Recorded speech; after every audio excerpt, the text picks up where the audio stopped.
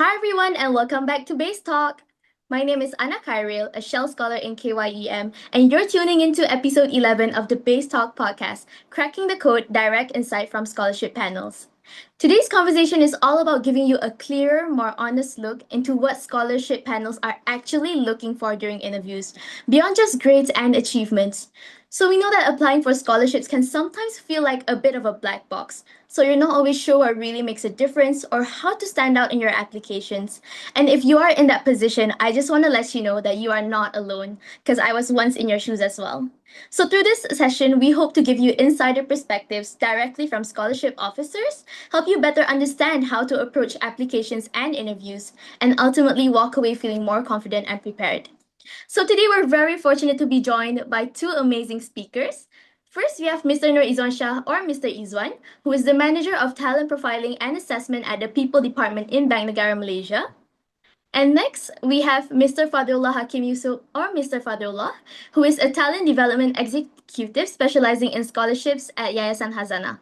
So thank you both so much for being here with us today. We're really excited to learn from your experiences. So, to kick things off and set the stage for our discussion, we want to get a clearer picture of these two prestigious scholarships first, particularly Bank Negara Malaysia and Yayasan Khazanah. I think for a lot of students, even by just hearing these names, you can already imagine their green and blue logos, the reputation behind them, and the kind of scholars they represent. So, moving on to the first question, could you briefly introduce your scholarship program and what makes it unique? So, maybe we can start with Mr. Izwan. Sure. Thank you, Anna and the base team for the invitation. So let me just preface by saying that I think this kind of initiative by base is something that is really beneficial. I wish that 10 years ago when I was applying for scholarship, I had a platform like base, and I'm really also happy to know that a lot of our Banagara scholar is part of this initiative, and hopefully you find this session beneficial. I try my best to share as much as I can. So, to your question on what makes the Banagara Malaysia Scholarship program unique. So, I'll start off by saying that today I'll be focusing on sharing about the Banagara Malaysia Kijang Scholarship. So, this refers to the scholarship that we offer to post SPM leavers. So, those who have just completed their SPM will receive their results. I think batch 08 will receive their results on 31st March. So, this is the scholarship program that allows you to undertake a pre-university program at top prep colleges before moving on to taking your undergrad degree in a top university either in the US, the UK, or Australia. So we do have other kind of scholarship, i.e. the undergraduate scholarship that we offer after students take the pre-university courses. And we also have a postgrad scholarship exclusively for Banagara Malaysia staff. So this is to undertake a master's or PhD. So I myself am a scholar, still a scholar. So I had my first Kijang scholarship back in very old, 2010. And then when I have joined the bank, I got the master scholarship. So, but today we're focusing on the Kijang scholarship program. So, what makes it unique? I think firstly is because Bank Negara Malaysia itself is a unique organization.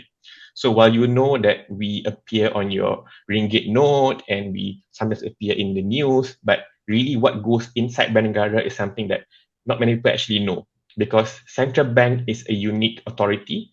Each country only has one central bank, but the central banks in the world are unique in itself. No one central bank is the same, right? So between Malaysia and Singapore and Indonesia, all central banks are very unique.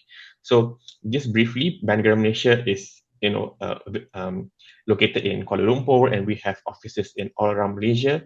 We also have offices in New York, London, and Beijing. So not many people know that we have global presence, and we are made up of like 40 over departments.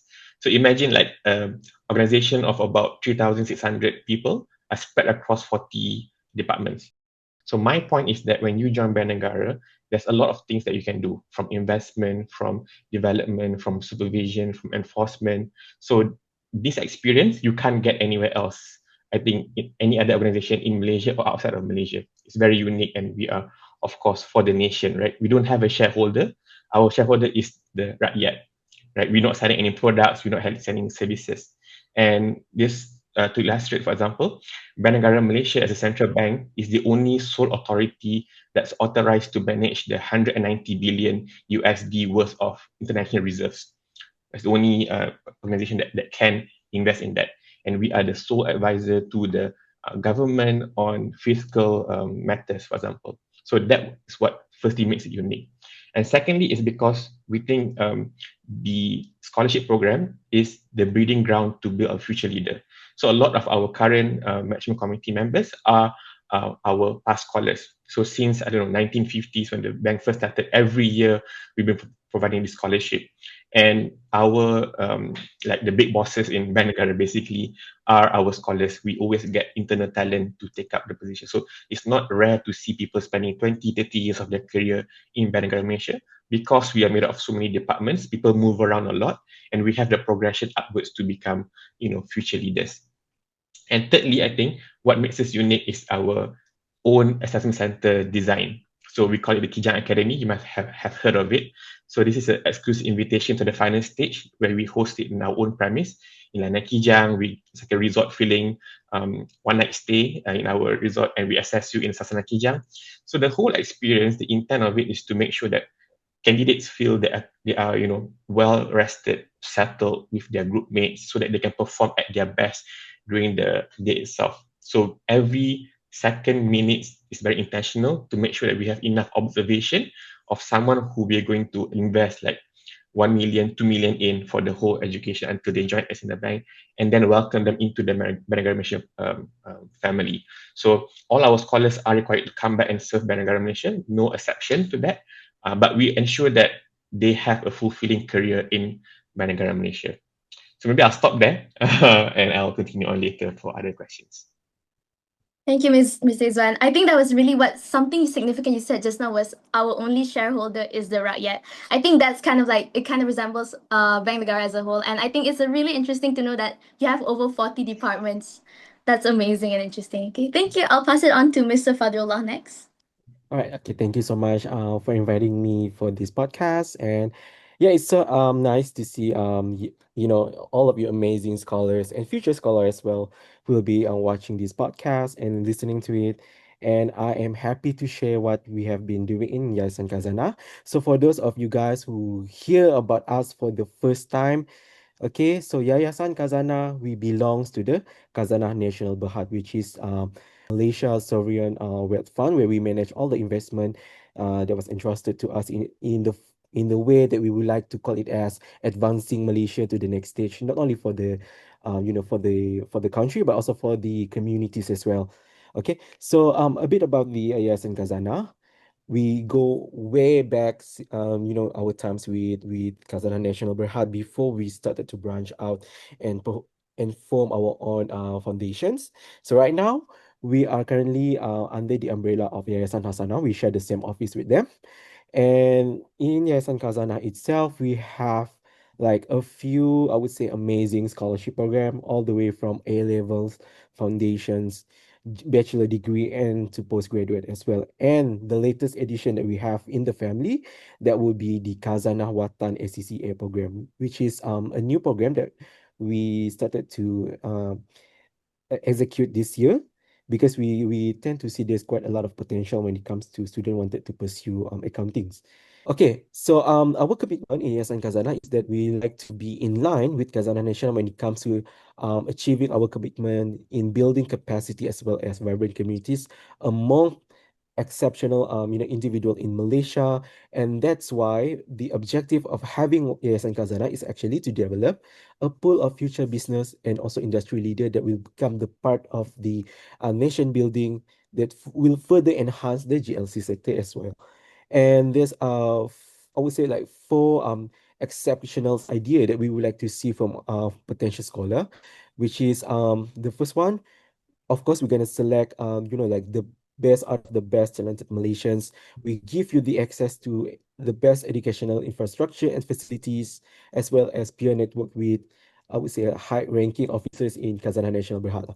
And in terms of support, of course, we would like to support individuals with excellent academic achievement. So yeah, because we saw that you get 8 A's for your SPMs and what's not, we like to orang kata macam like to further polish that skill that you have as a students, and try to brings you and grooms you to become the next leader, which will, which will be enhanced through our focus development programs that we will have for you in the when once you become our scholar. And of course, last but not least, our idea is to nurture, the future leaders in terms of filing in all the strategic position that we have in Khazanah National Berhad or other organization determined by our parents organization lah, right? So I'd like to introduce you with two of our, our famous scholarship programs, which we already opened. So what does we have in terms of our, our package when you become our scholar? All right, the first one, of course, we enables you to study at a selected top university in Malaysia and even also abroad. And of course, for you in Malaysia, um, if you aspire wanted to go to overseas, of course you're gonna pursue your A level at KYUEM. And if you wanted to remain in Malaysia, yes, we have all this like amazing university that we have like UKM and what's not. Okay, and what I would say like the one of the unique things about our scholarship program is that our scholar they don't only have like strong leadership qualities, excellent academics, and even extracurricular activities. We also have scholar that we try to, I would say like macam develop scholar to become someone yang have a I would say like a huge visions or mindset kind of leaderships through our through our scholarship. So that's why we tend to have like macam structured leadership training, and also there's going to be like a mentor and mentee program, which we will pair each scholar with I would say someone from Khazanah National Berhad that will become your buddies from the moment you start your academic study all the way until you finish your academic studies. Okay, and of course we also provide you with amazing internship opportunities. It can either be with Khazanah National or even can be with other selected GLIC or GLC, and even some of our scholar goes to Bank Negara Malaysia as well to do the internship, if I'm not mistaken. And last but not least, we also have a lot of knowledge sharing session, networking, and even career opportunities for the scholars. All right, next slide. Okay, so this is quite like a common questions whenever like I attend any kind of talks or whatsoever. Like a lot of student would like to know what do we cover in our scholarship programs.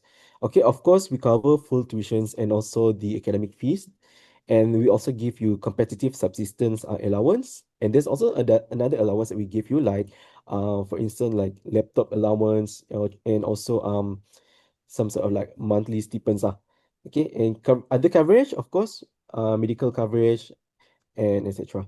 So I can't go deeper into this financial coverage because otherwise like it will just like macam leak out lah. Okay, all right. Okay, so these are the field of study that we offer. So basically, for our scholarship program, either global and also Watan, we cover almost every aspect of field of study yang available lah. Okay, so we have arts and humanities, we have engineering, life science, natural science, and also social science. And unfortunately, we no longer cover medicine. So yeah, for medicine, we stopped covering because the durations of the programs is quite long, and also the fees it's tend to be expensive lah. Okay, so yeah, scholar they are free to choose any kind of program that they like to pursue, as long as it's something that they really wanted to do. And last year, if I'm not mistaken, there's one of the A-level student pursuing dance kind of like programs. So I couldn't recall the names actually. All right, next slide. So some of the example of list of university that we cover under the global scholarship program, we have of course like Harvard, UCL, Columbia, Tsinghua, and also like etc. There's a lot of university that we take into consideration when scholars like to apply for our scholarship programs. And also please be reminded that the list will be changed every year based on the QS World Ranking Top 50. Okay, for the Khazanah Watan, these are the only available university that scholar can apply to, like UKM, UITM, IIUM, and etc. But for UITM, we only take scholar for scholar yang apply the courses under the social science and management, and also for UUM, only for courses offered by the College of Business and College of Law, as well as Government and International Studies.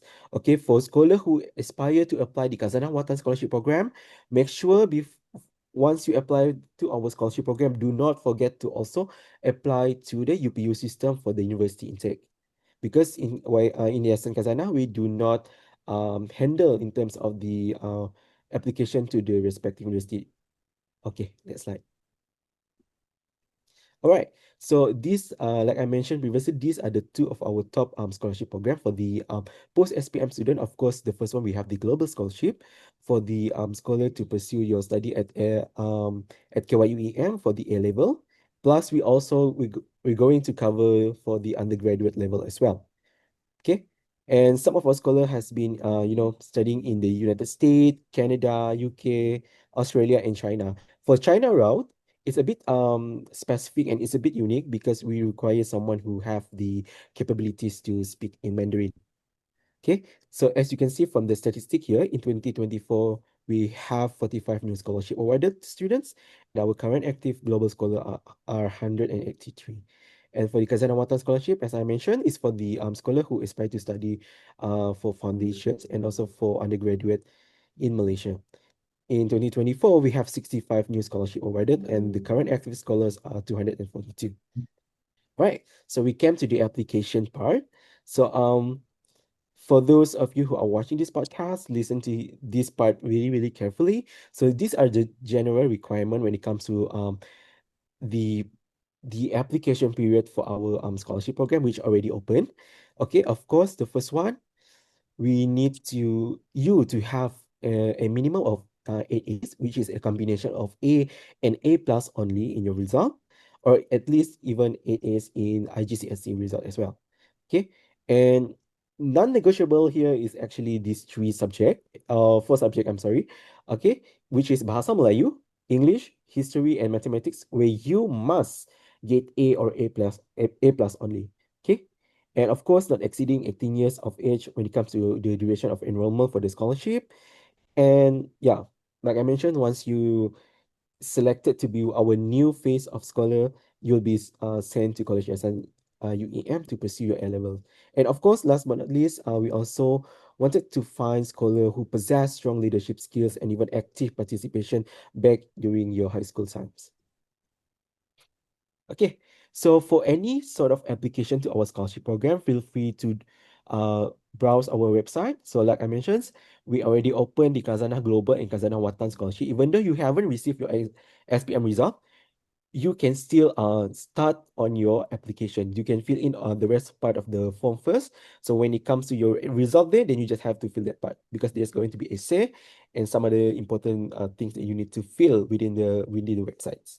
And of course, if there's any issues or you like to for the team to clarify more on your questions and what's not, feel free to email us and I'll be more than happy to assist you 24/7. And of course, in Yayasan Khazanah, we have a very strict procedure when it comes to application process. So once you terlepas our application period, then there's no manual process, I would say. Everything is through our portal. Okay, right. So I'll be sharing a bit about how we process the selections of our scholar. So there's like a leadership model that we use when it comes to determine who are the strong fit for our scholarships. The first one, we wanted to find someone not just because you have the leaders, I would say like shadows, but we wanted to find someone with a strong purpose, as a future leader where will be driven by a greater reason in terms of doing things, not only for the organization, but also for the country. And we also try to find someone who always strive for the greatest good. And for the personal trait that some of the scholarship magic tends to look like, we'd be like high integrity, moral compass, intelligent, and also tenacious.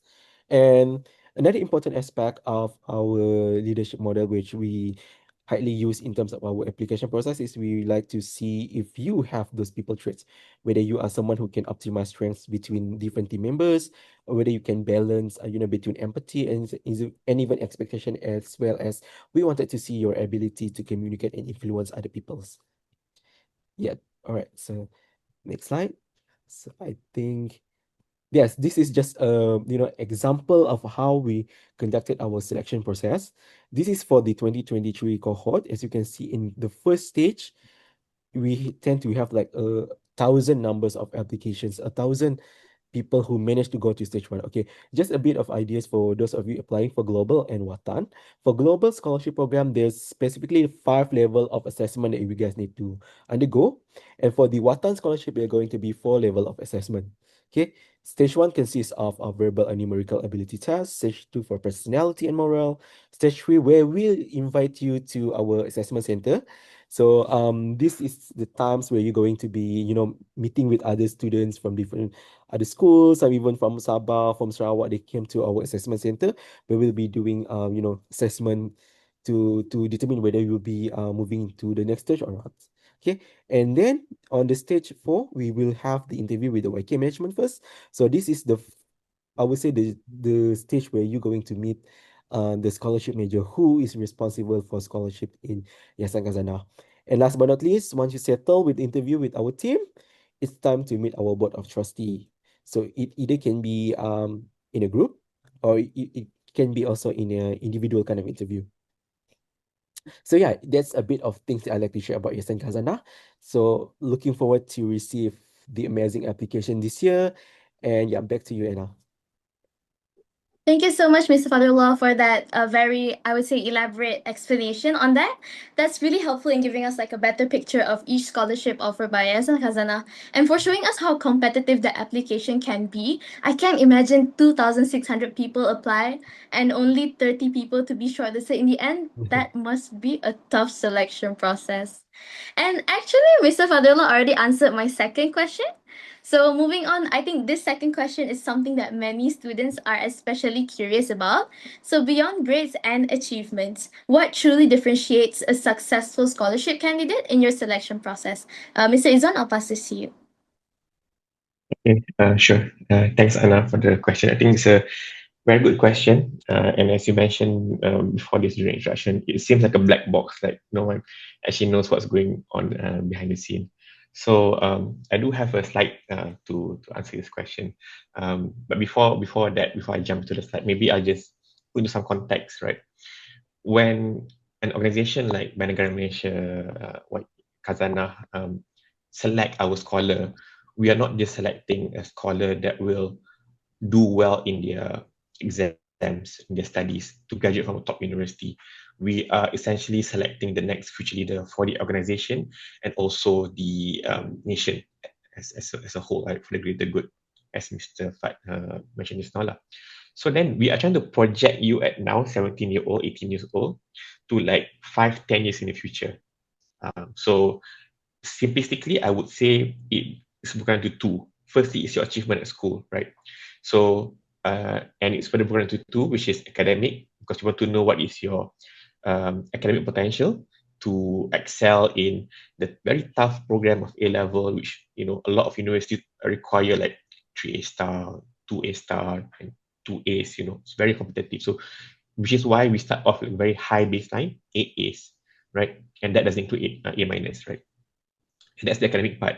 But beyond how you did in SPM, we also look into your what we call general mental ability, right? How well do you think critically, analyze problem, have good innovative problem solving, right? And this we test using our cognitive ability test. I think Khazanah and Negara use the same tool, which is the cognitive test. I'm sure other sponsors also use some sort of cognitive test. So this one is to ensure that yes, you did one SPM, but then let's put you through another rigorous test as online assessment. I think it's about 25 minutes, 20 minutes, very short. It measures your accuracy and also the speed of your answer. It has the verbal part, the numerical part, and also the abstract part. So this is to assess your general mental ability lah. And then we have the co-curriculum part, right? Your leadership, your co-curricular activity. Did you hold any leadership position? To what level do you represent your school, your district, your country at maybe a global level? And what competition was it? But more importantly, it's not about the activity, but the impact that you did, right? So it could even be something that is volunteering, We have seen students come with amazing projects that they did inside of school, outside of school. For example, tutoring program that they self-initiated without the school asking them to do it for underprivileged community, for example, in the PPR. We have seen these are real cases that I'm sharing with you. Um, and then we have what the second part, which I call the internal drivers. So basically, there are two things. Firstly, is the character strength, and secondly, is the inclination for nation building. So maybe I can pull up the slides now if the technical team could help me with that. I'll summarize the five top qualities of successful candidates which we have seen, and I think this list is applicable to Band Negara Malaysia scholarship as well as other scholarships available. So, firstly, and I think it's very important for a corporate sponsorship is to see your inclination and passion for the course of study.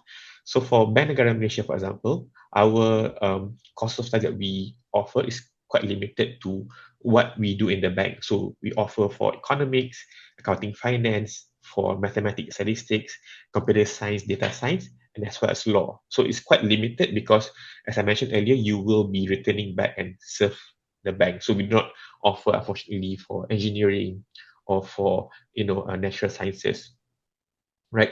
And secondly is the bank's mission and nation building agenda.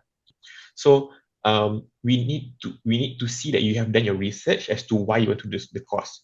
And one perception that I would like to eliminate, hopefully, through this to the listeners is that although the bank's course of studies is limited to what we call the humanities, right, the econs and the accounting, finance and math and all that, we do not stop.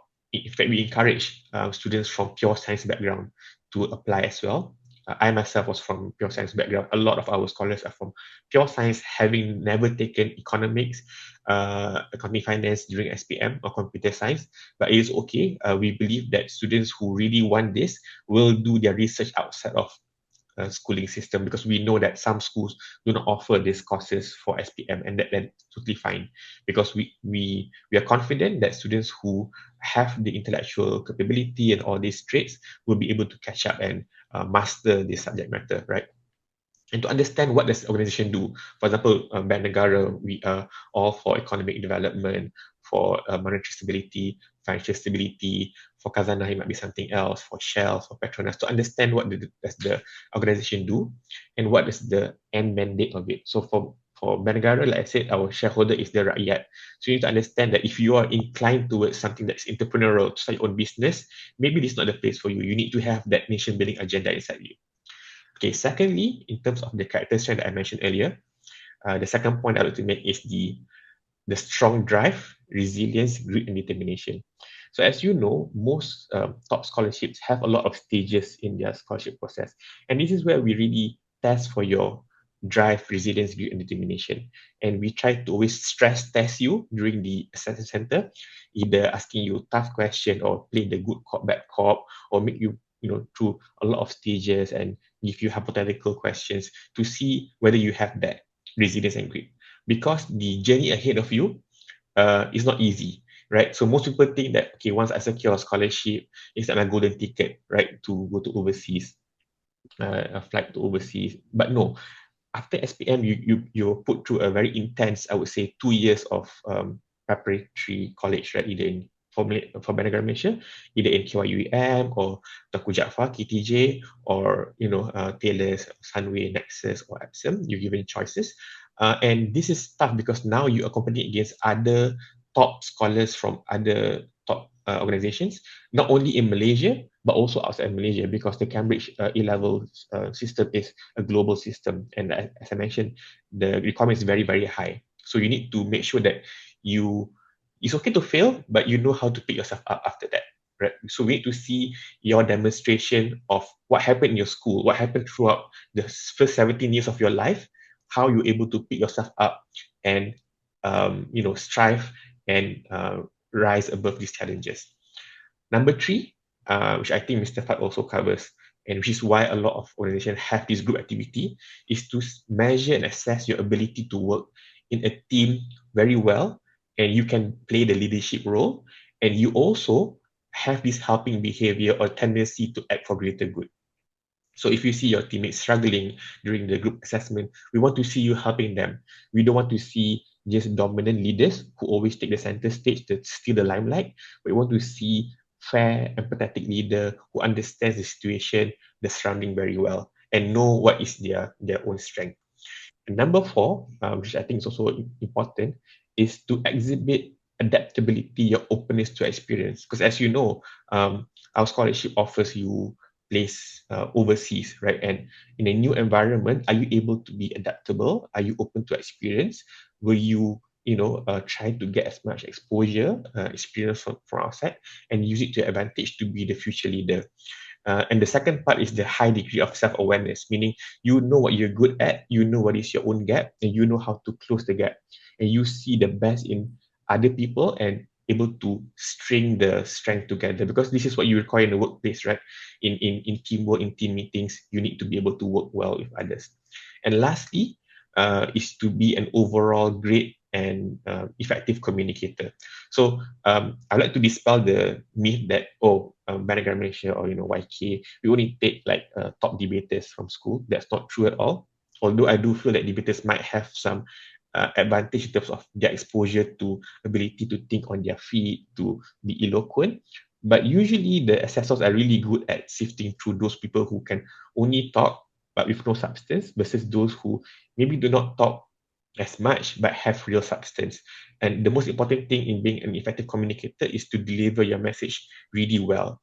And this is where I think some candidates struggle because at 17-year old, maybe you do not have the exposure enough to talk really well. So I highly encourage a lot of practice in this manner, like talk in front of the mirror or talk to people just to and record yourself talking so that you know how you sound like, whether your ideas are really solid and whether you have a structure to answering your questions that being posed.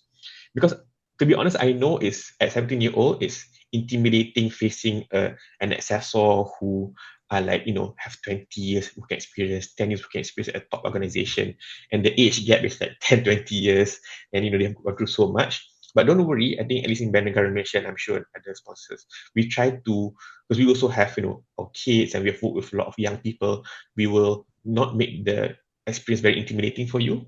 And they really want to hear what is your story and how you're able to tell your story. So your challenge is to get through the barrier of nervousness and be at your best, right? And bring your best to the assessment center. So these are the top 5 qualities I think is important. And I hope the listeners take note. You can even, take a picture of this, share this around. And more information shared on the website about the bank scholarship. And I think nowadays there's a lot of useful content out there of like day in the life of scholars and personal experience which you can learn from. So be resourceful and try to get as much information as you can, and know yourself very well, reflect on your own experience and be able to tell your stories. I think I'll stop there and I'll pass to the moderator. Thank you. Thank you, Mrs. Wan. You actually reminded me of my phase when I was going through scholarship applications and also for scholarship interviews myself. I think if I had sit for this podcast last year, I would definitely do much more better because it was going through all the nervousness like you said, and also going through just walking into that scholarship interview room and feeling so nervous, and sometimes you might even experience like your mind going blank. So I think this all of the tips actually were really helpful.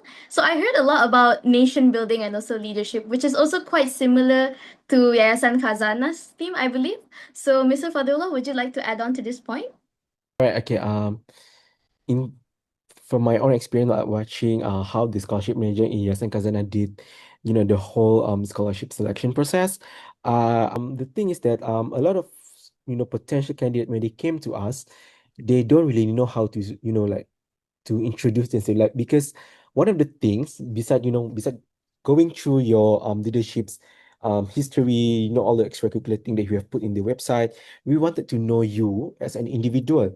So when we ask our potential candidates, like, can you share anything with us, or like introduce yourself to us, so we can help to understand you better.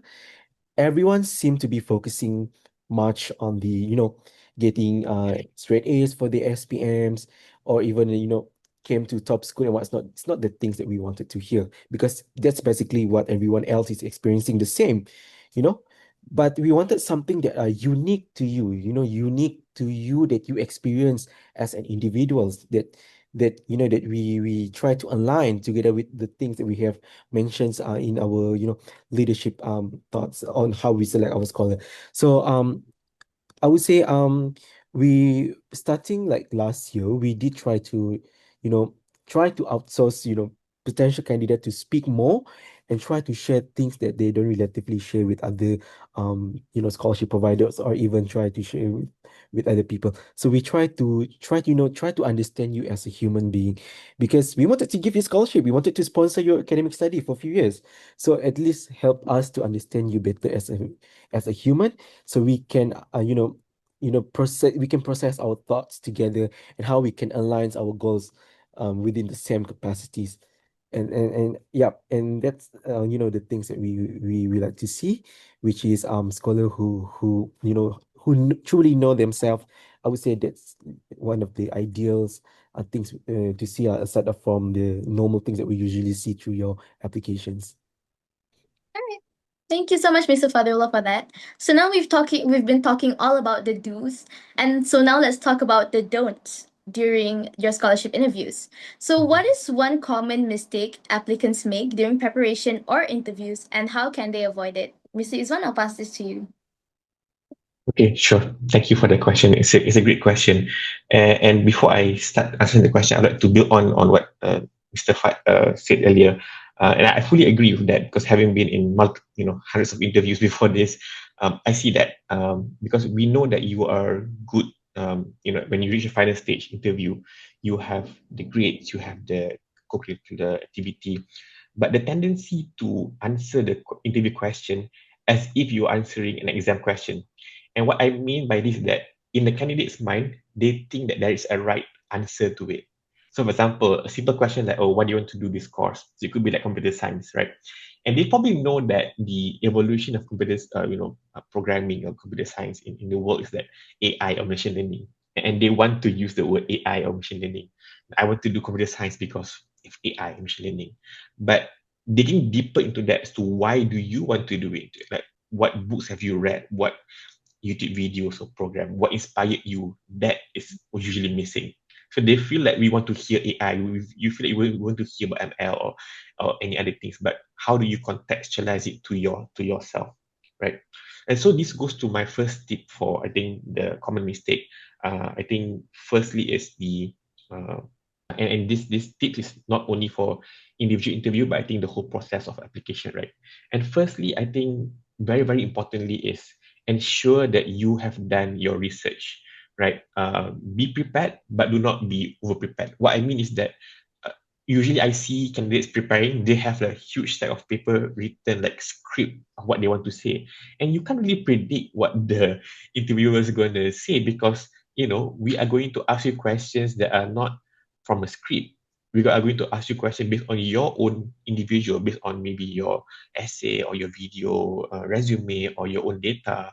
So it's hard to, when you're over prepared, you are stuck on your script, you won't perform at your best, right? So back to the research part. So what do you need to research on? Firstly, is obviously the course of study that you're being assessed for. Is it, whether it's economics or economic finance, to know what is the current issue, recent issues from global or local news, um, and what is the bank or the organization doing about it. So, for example, I take one example. When last year, when we did the assessment center in 2025, the hot topic was around Trump's tariff or the cost of living subsidy, fuel subsidy, right? So, do you know about these issues? Do you read beyond just your textbooks in school about SPM? Do you know what's going on around? And why are you interested to pursue this course, despite not having background, despite being from pure science? Why do you want to study this course? Because having this clarity, having this clear thought process of what you want to do, will ensure that you are a good fit. Because we don't want people who actually want to do engineering, actually want to do medicine, actually want to do other things that we do not offer, and then it's a lose-lose situation, right? we don't get the talent we want, and you won't be happy doing the course. Although you want so much to study overseas, it won't work because you don't have the deep passion interest. You didn't take the effort to research about the course enough. And second, thirdly, I think it's important to know why do you want to join this organization.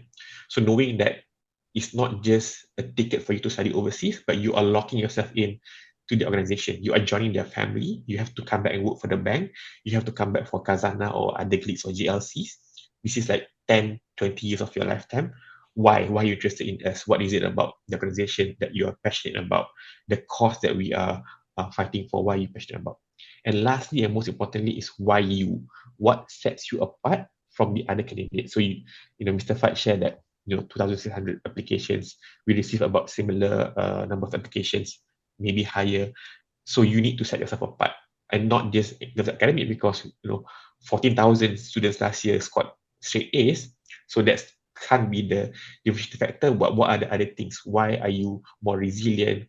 What have you done up to this date that makes you a strong candidate? Secondly, we have seen a lot of data points. We have seen your SPM results, your productivity, but now it's your turn to bring it to life. Meaning you contact us and tell us your story, because we want to hear, like Mr. Fad, you have to tell us your story, why you want to do this. And I'd like to stress a very important point here is that sometimes at the very high stake situation, you are in an interview, final stage interview, that will be, and the panel will decide whether they want to give you this 1.5 million, 2 million worth of scholarship. And at that stage, as a 17-year-old and from multiple backgrounds, you tend to crumble under the pressure because you know how it's at stake, right? You want it so much. We understand that. And you tend to be vulnerable. You share vulnerable stories about your family, your background. And to me, that's really okay. I feel like people who come from those backgrounds and manage to rise above the challenges is really admirable. But you have to use it to your advantage, right? From your background or whatever challenges that you face, either in school or outside of school, how have you used that to your strength? So usually, to be honest, in a lot of interviews, people show a lot of big emotions, and sometimes cry also, and that is okay. But at the end of the day, it's not about making them feel sympathy and want to give you this quality of sympathy. But we want to give you, in spite of this chance that you went through, you're actually a strong candidate, and you will be able to survive A level, survive the very tough university in top universities, Ivy Leagues or Oxbridge and all those top universities, and come back and survive work and be future leader. So you need to make sure that you have a strong character trait.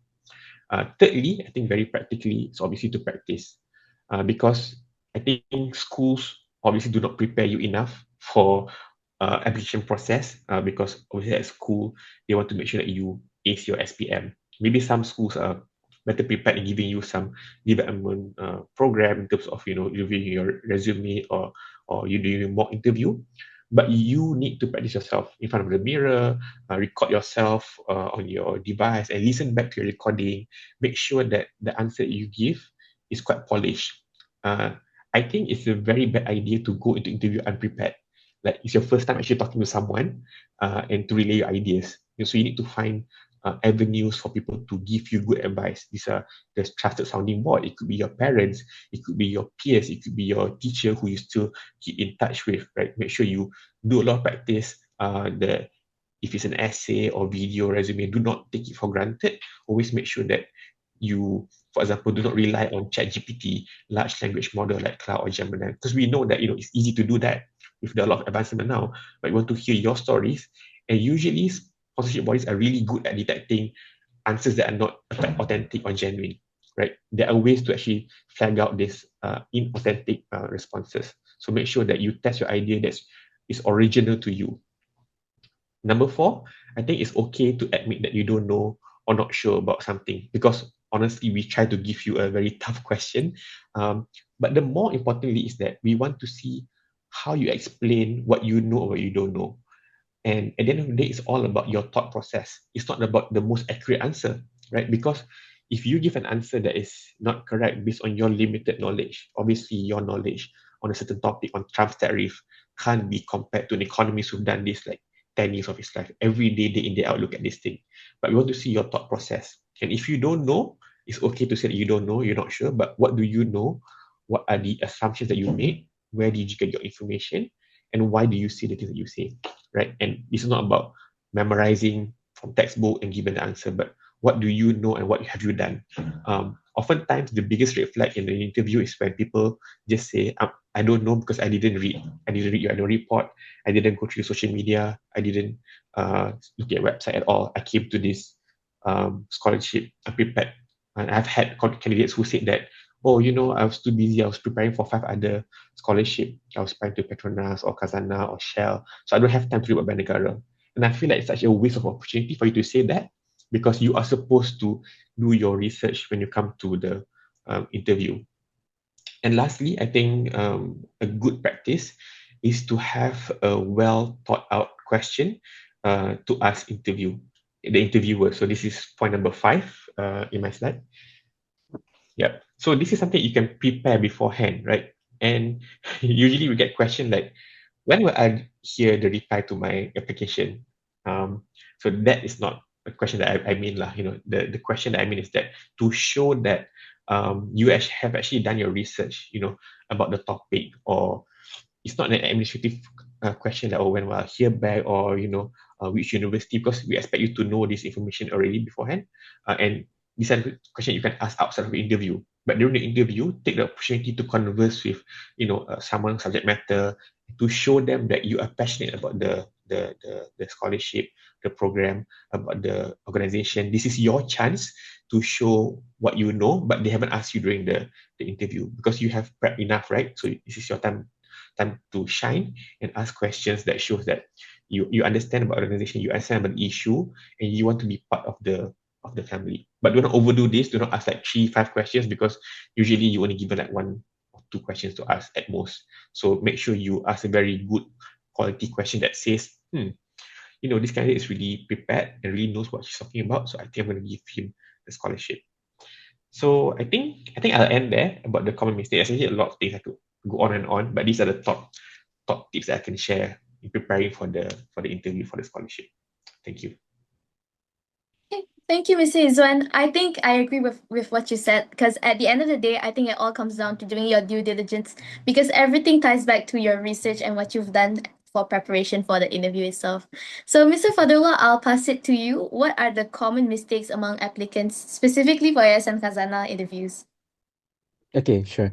Um, for us in Yayasan Khazanah, it's actually quite similar with BNM as well. So I agree with all the points that Mr. Izwan shared just now, and that's also the practical tips that I like to give to the future scholar who will be listening to this podcast. Okay, and this is some of the things that we have noticed, happenings every single year when it comes to applications. So a lot of a lot of potential candidates actually, they tend to ignore, one of the section in our application form, which is the extracurricular activities.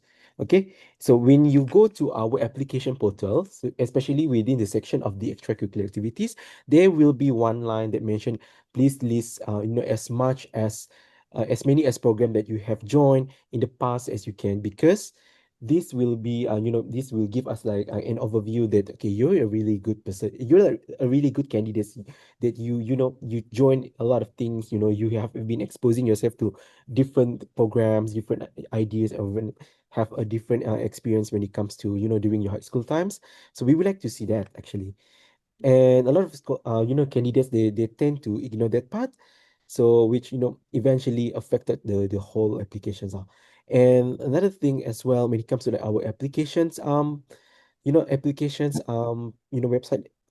is the essay part.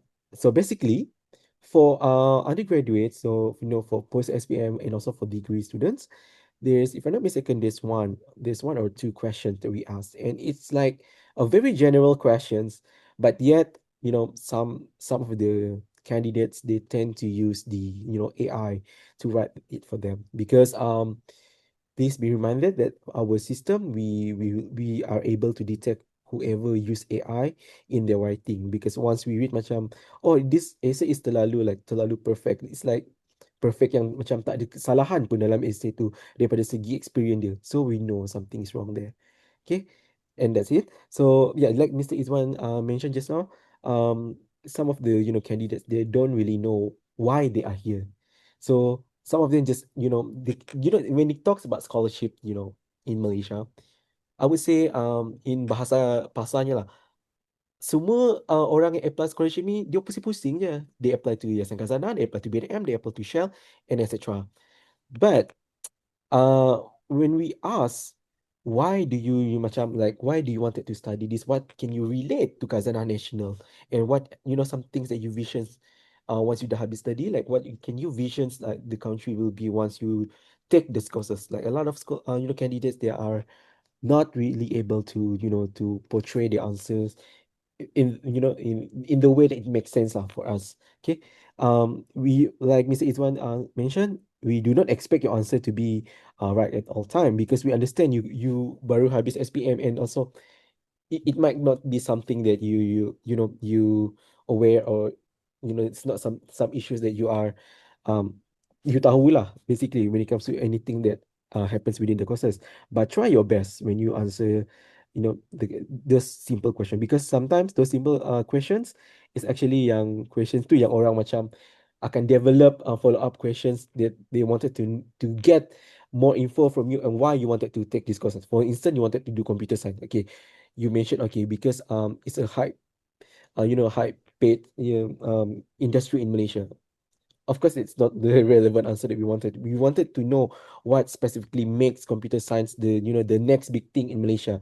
What are the next future that computer science can brings to the GLC, or even to BNM. So that's the kind of thing that we wanted to see.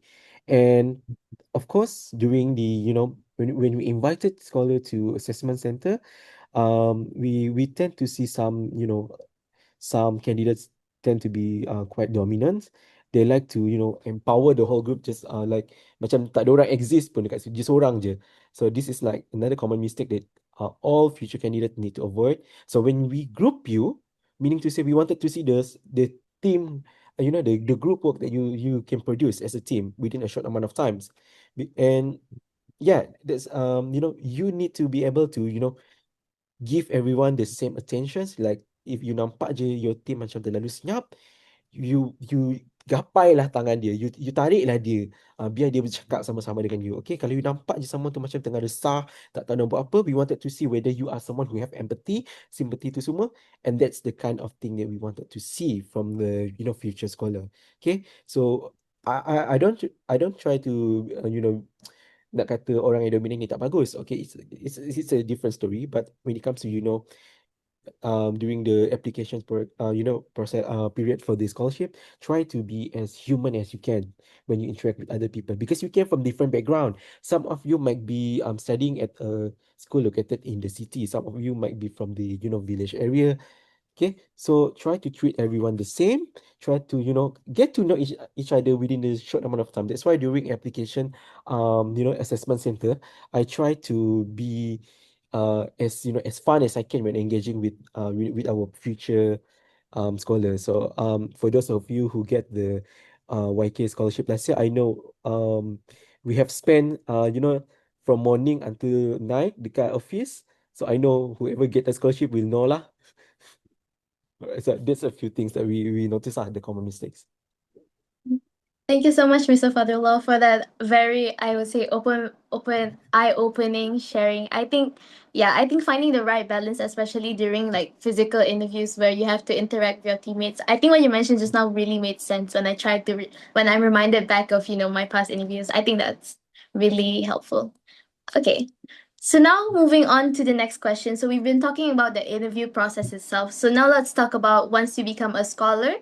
So let's talk about the career pathways and opportunities. So beyond just getting the scholarship, how closely are scholars tied to career opportunities within your organization after graduation? So Mr. Izuan, I'll pass it to you. Sure. Thanks for this question. So for I think by Negara Malaysia, and especially for Yayasan Khazanah, obviously we want you to come back and join us, and we make it compulsory actually for our scholars to come back.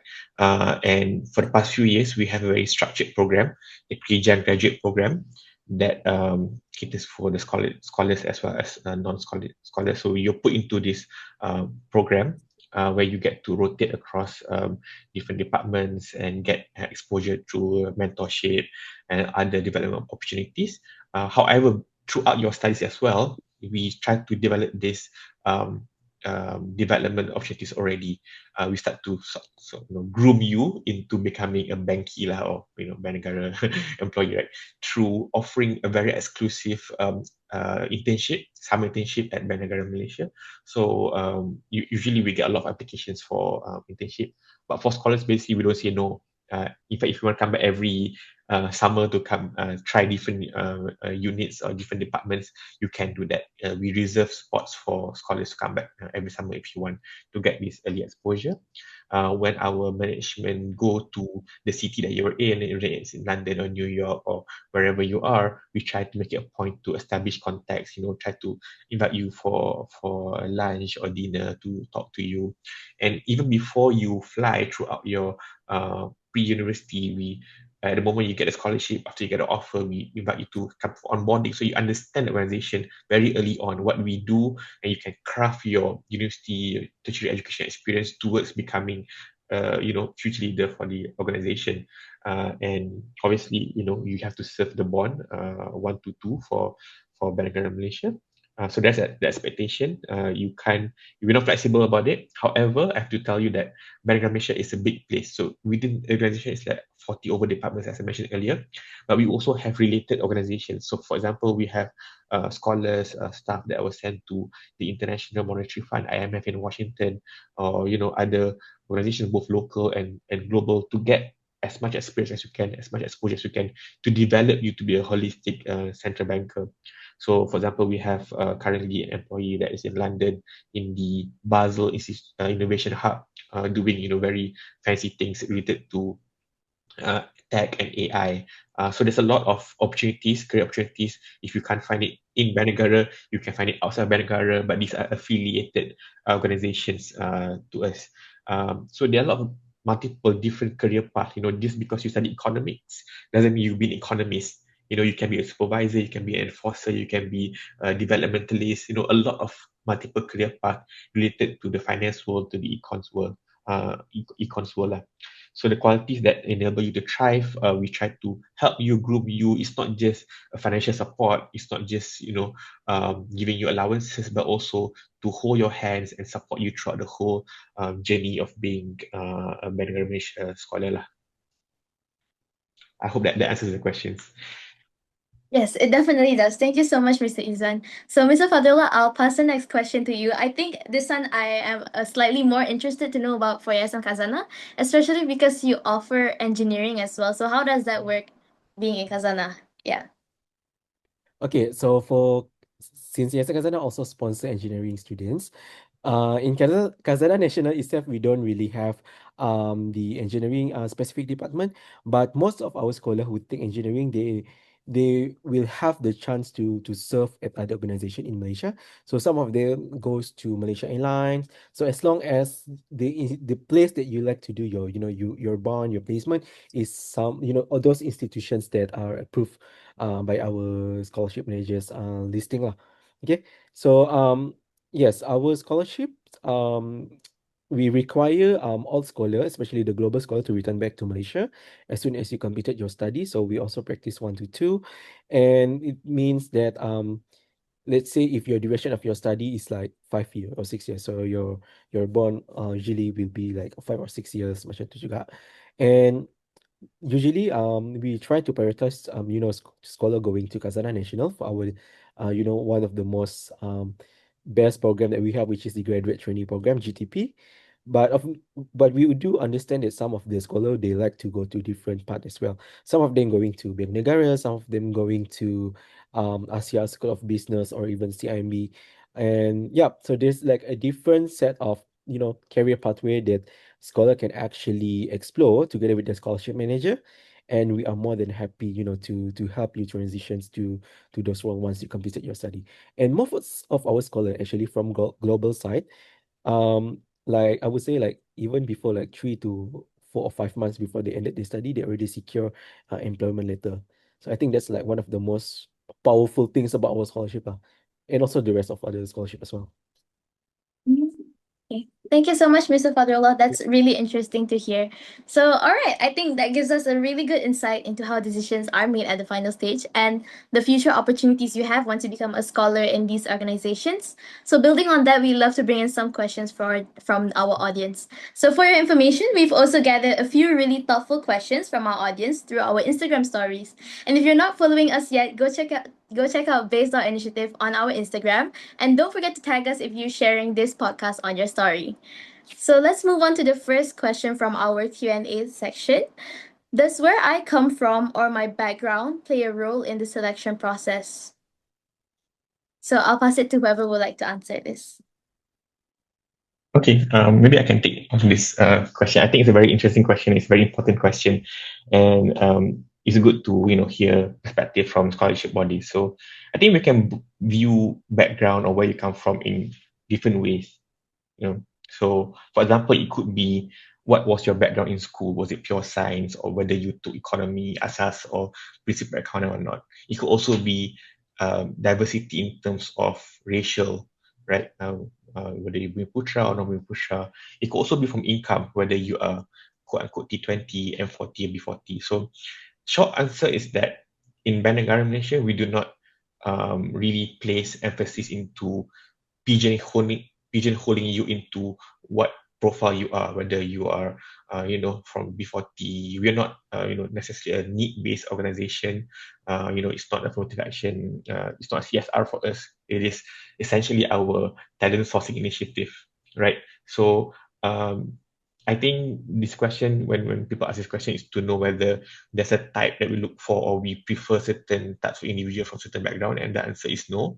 We accept all applications from all backgrounds, and we understand, and to also stress the point that we do not look into certain type of school. Some people might think that, if I come from boarding school, then you have a higher chance of getting a scholarship. That's not true at all. I think at the point of the final stage and through review application, which school you come from doesn't matter, which racial background you come from, are you rural or urban area, doesn't really matter. We look at you as an individual, what you bring to the table, your experiences, your achievement, your character strength, your inclination, the research that you have done.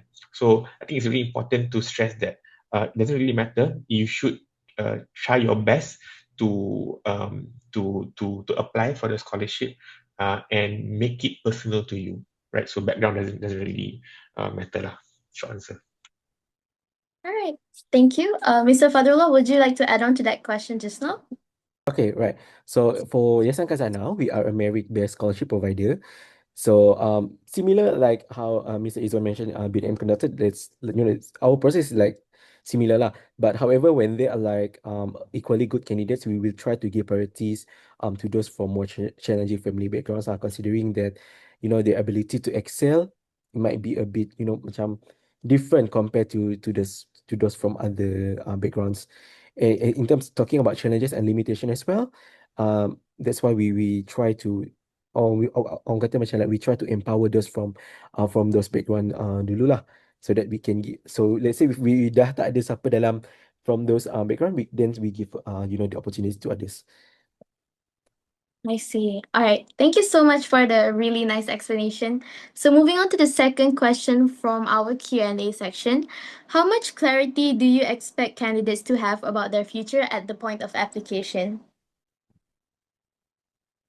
Okay, maybe I can start to start if you're okay. Yeah, So I sure. think Go this ahead. is Go ahead. okay.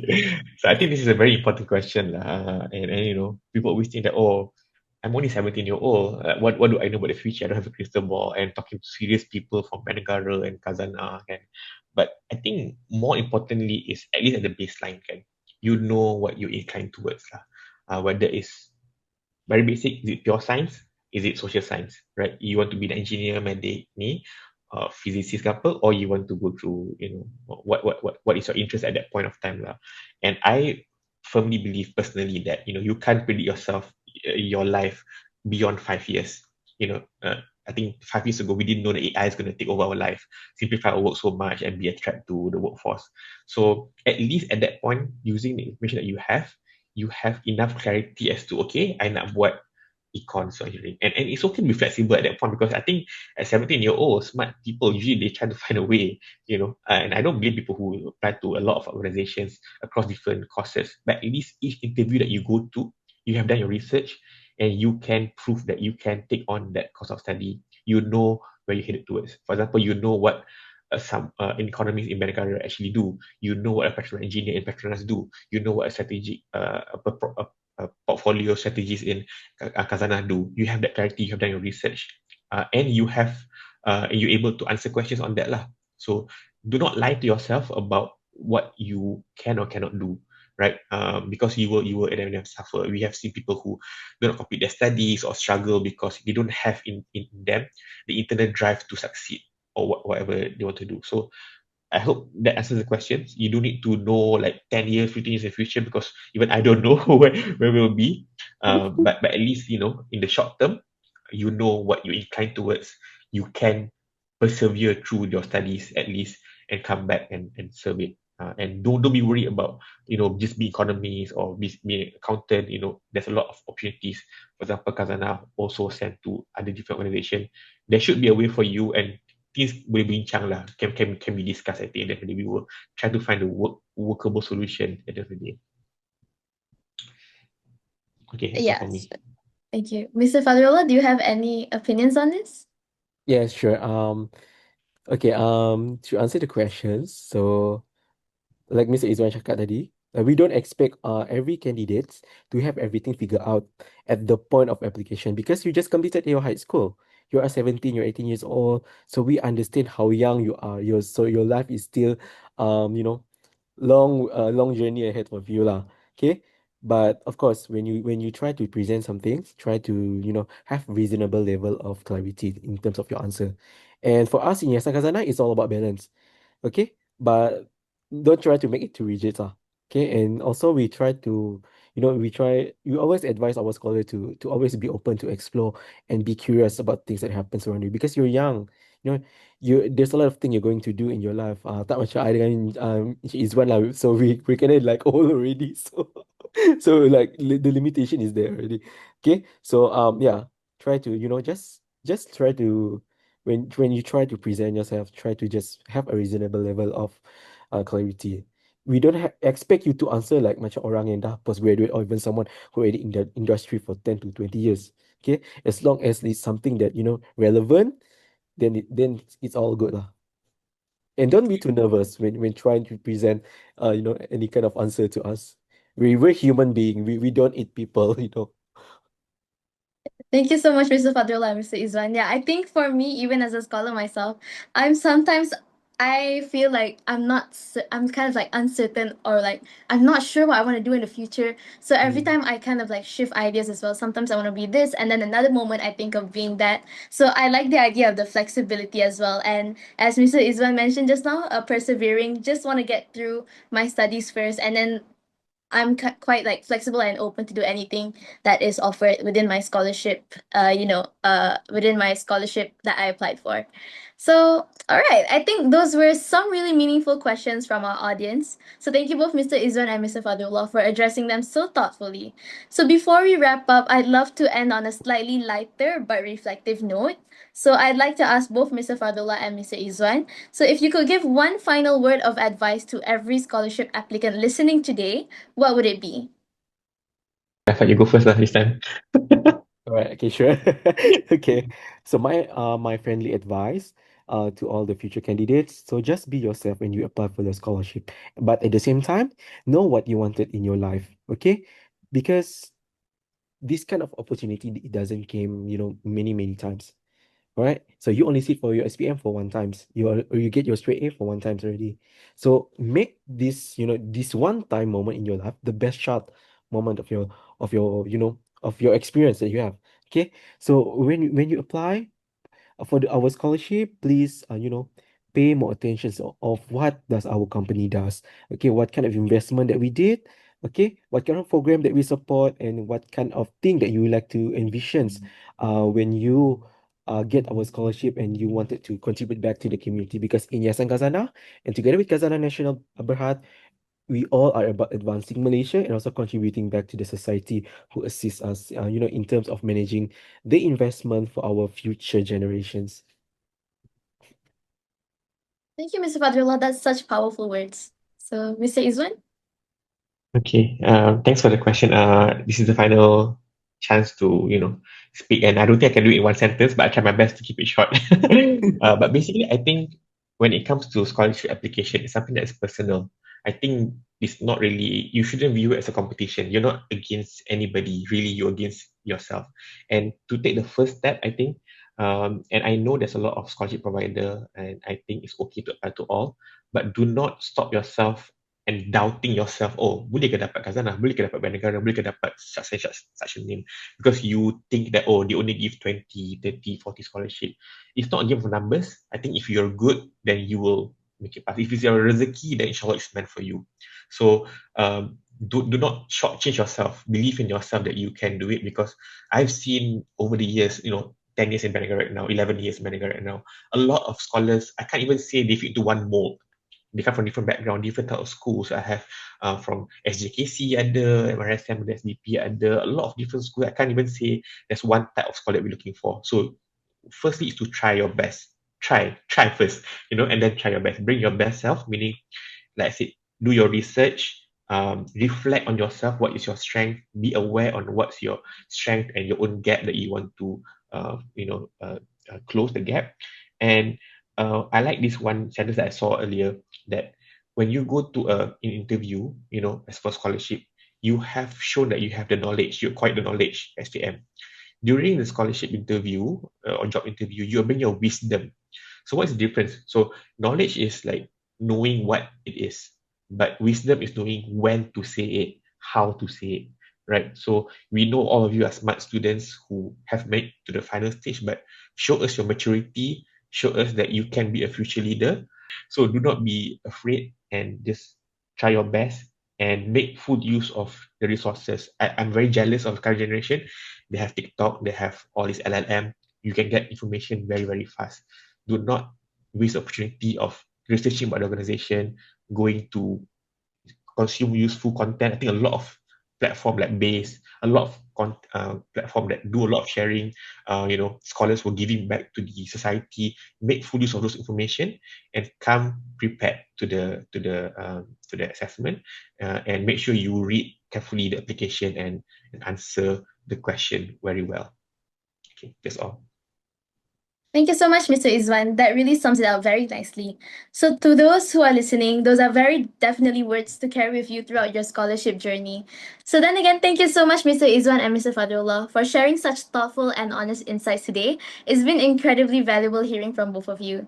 And to everyone tuning in, we really hope this session has given you a clear sense of how to approach your scholarship journey and what truly matters beyond just ticking the boxes. So, all the best for your applications. We're rooting for you, and we hope to see many of you succeed in the future. Thank you once again, and have a great day ahead. All the best. Thank you. All the best.